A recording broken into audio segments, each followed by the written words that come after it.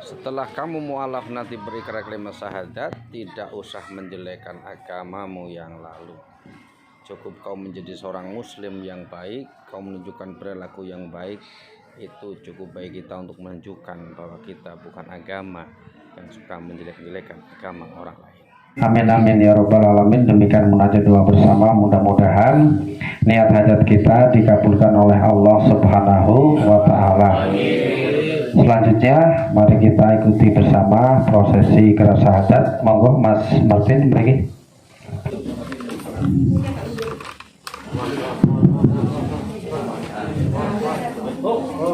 Juga.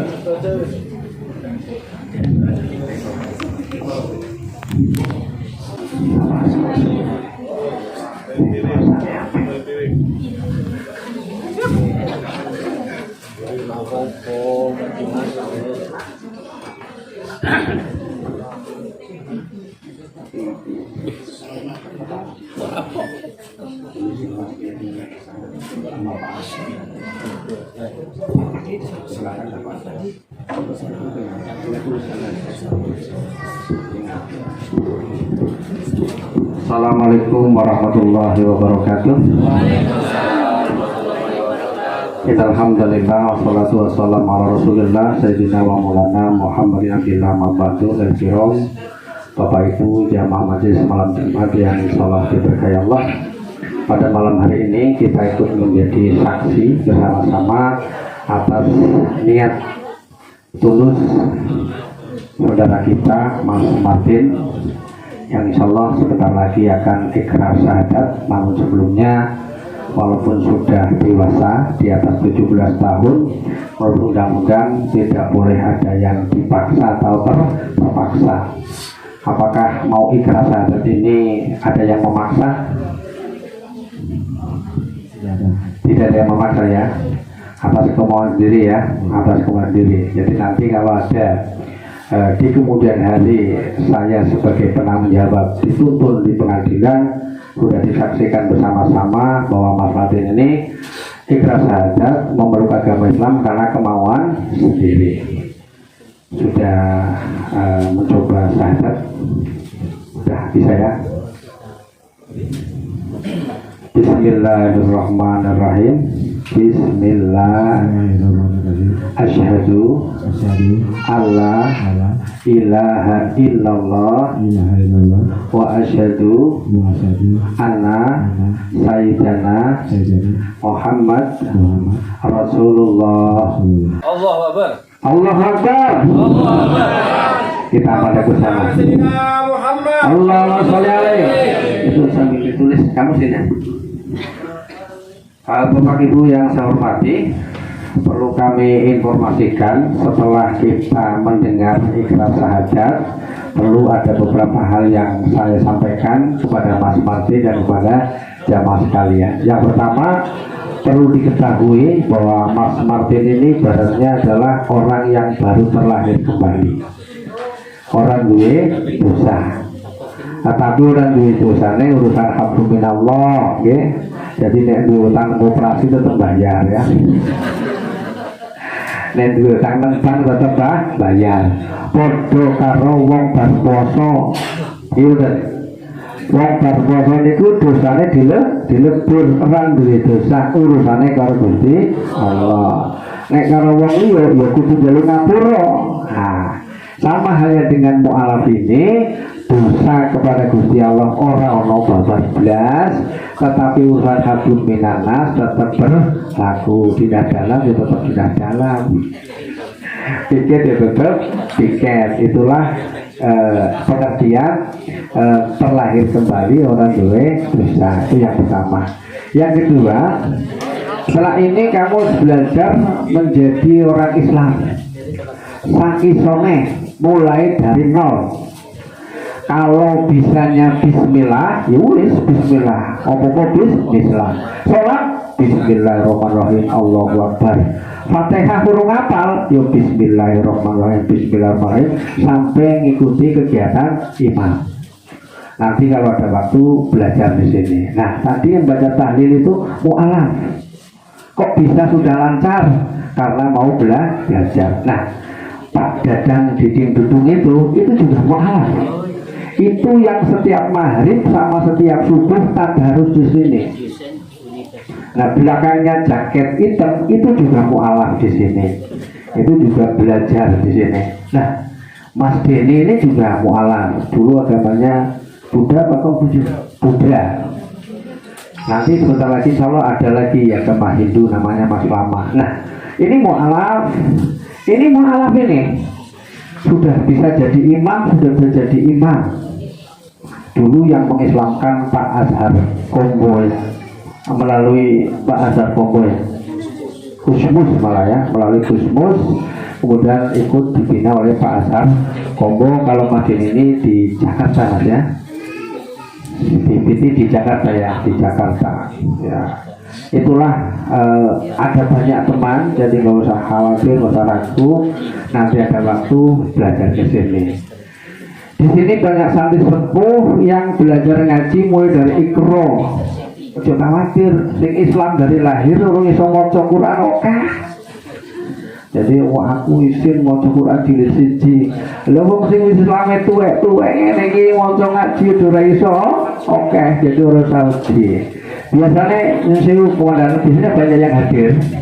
Ada dari Karangjati, Ungarang, Kalongan, mungkin karena sana kepanasan sini kehujanan, jadi di tengah-tengah nggak jalan ini cuacanya hari ini. Itu yang pertama ya, mulai dari Bismillah. Nanti saya kirimi video tata cara menghafalkan Al-Fatihah. Orang kok dihafalkan Alhamdulillahirabbil alamin, lumayan. Jadi sholatnya Astagfirullah wa isone kuwi terus maca Fatihah sak isone. Nanti sambil jalan sambil ngapalkan gerakannya ngikuti. Itu yang tentang ibadah. Kemudian kalau kemarin kamu cuci tangan, cuci muka, cuci kaki, sekarang tidak lagi cuci tangan, cuci muka, cuci kaki, tapi sekarang menjadi wudu. Maka walaupun ora iso niate nangati diniati arep wudu.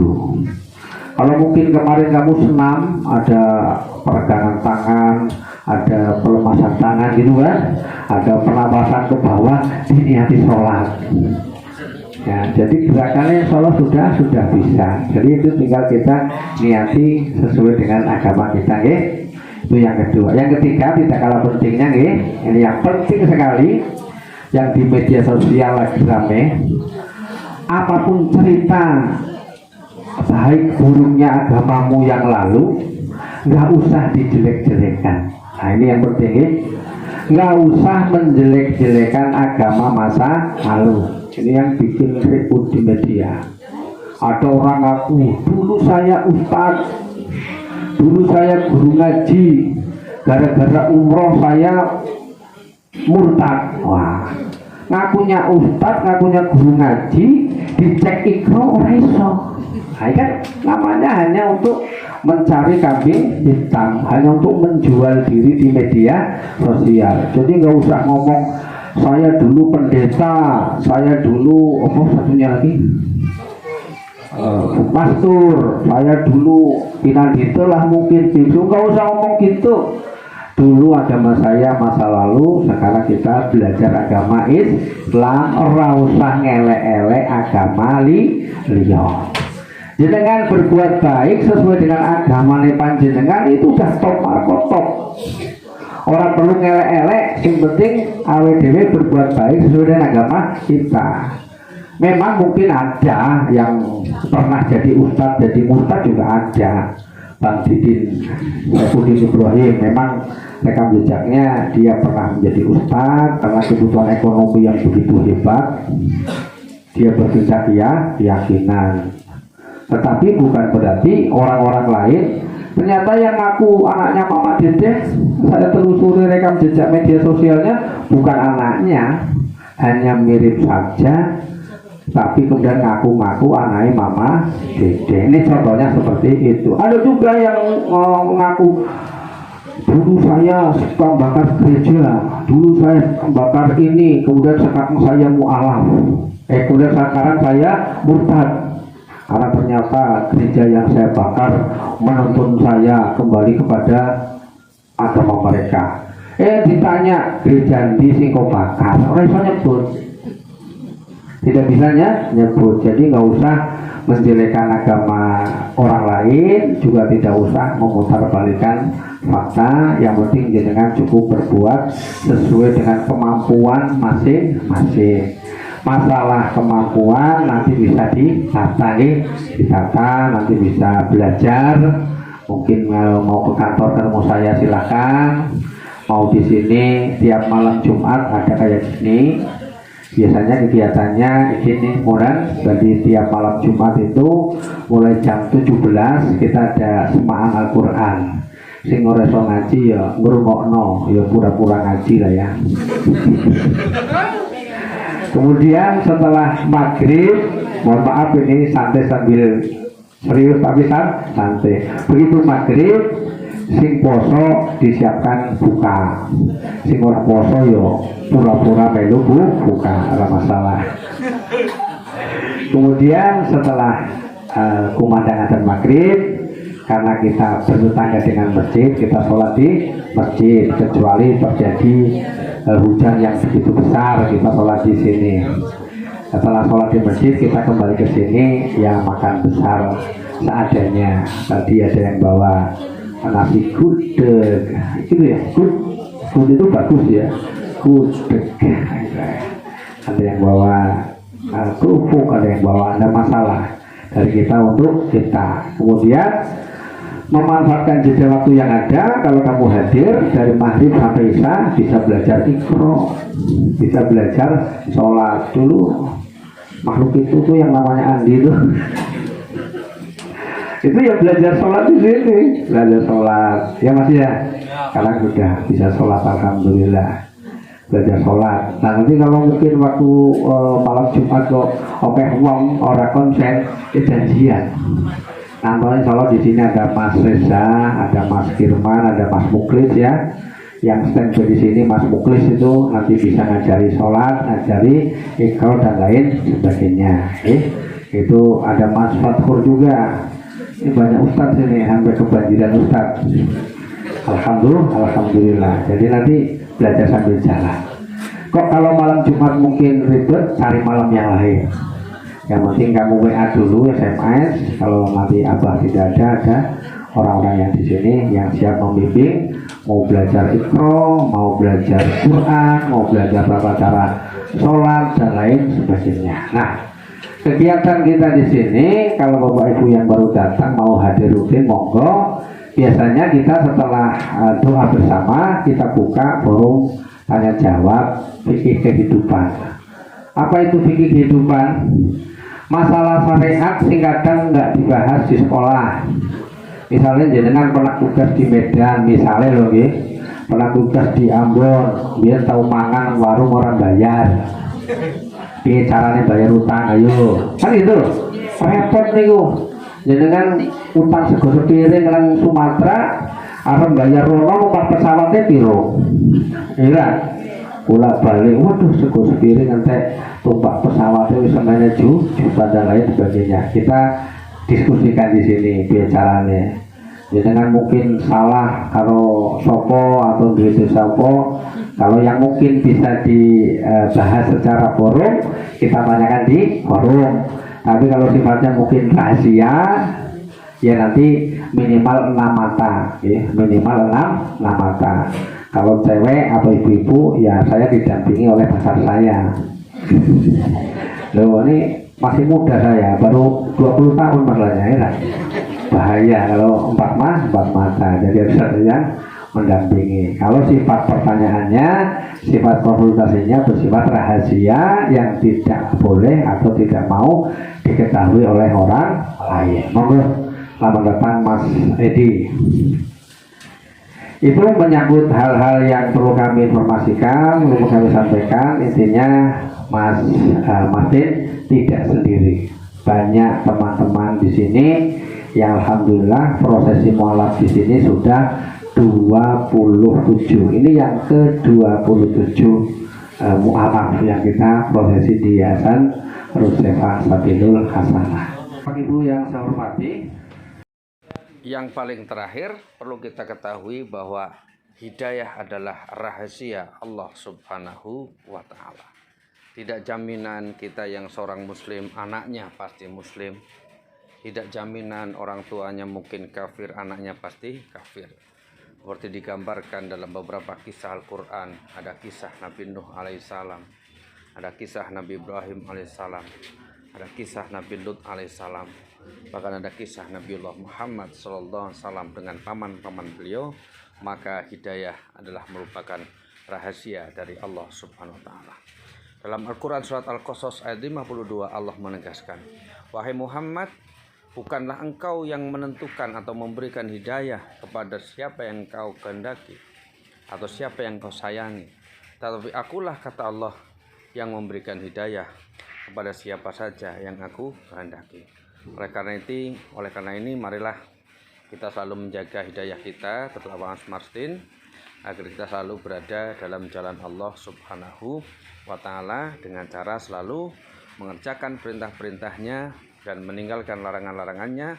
Mudah-mudahan kita menjadi hamba-hamba Allah yang senantiasa beriman dan bertakwa kepada Allah dimanapun kita berada.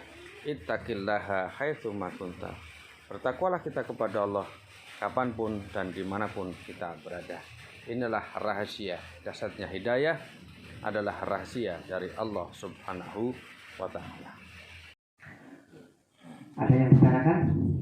Belum ya? Belum. Ada kesan-kesan?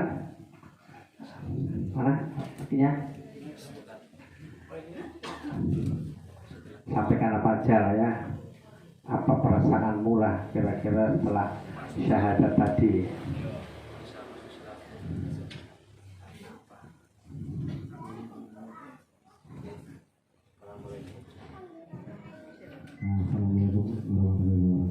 Waalaikumsalam warahmatullahi wabarakatuh.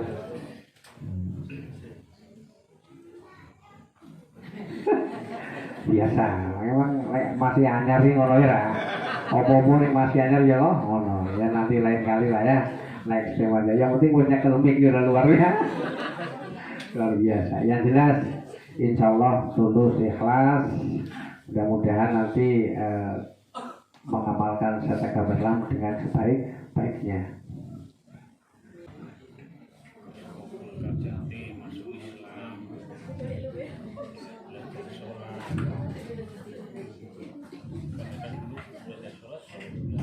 Ayo Pak, tanda tangan.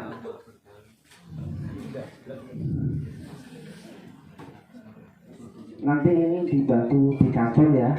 Ini untuk melengkapi dosis, bisa melapor ke agen. Kalau untuk administrasi kakaknya bisa lapor ke catatan sipil, merubah KTP minimal. Ya Mas Martin ya, nanti merubah KTP. Karena banyak kejadian orang sudah syahadat kemudian tidak diikuti perubahan KTP. Alhamdulillah syahadat kok orang sholat.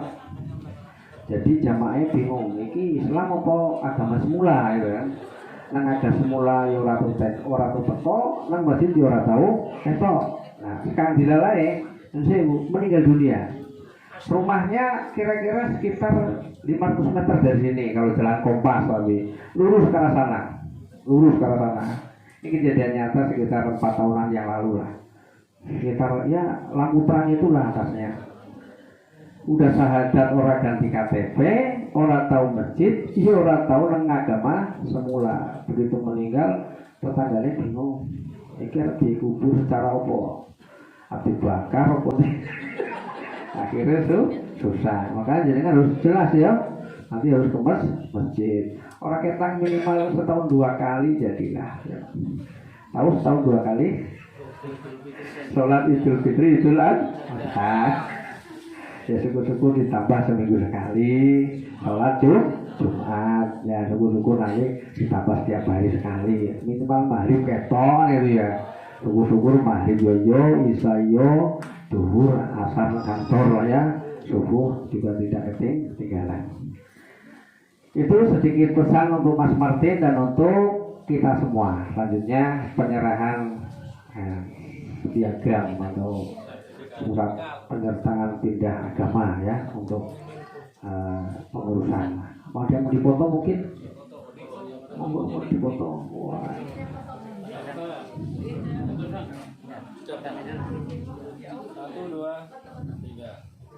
Itu ambilkan Quran yang terbagus. Apa milih dewe?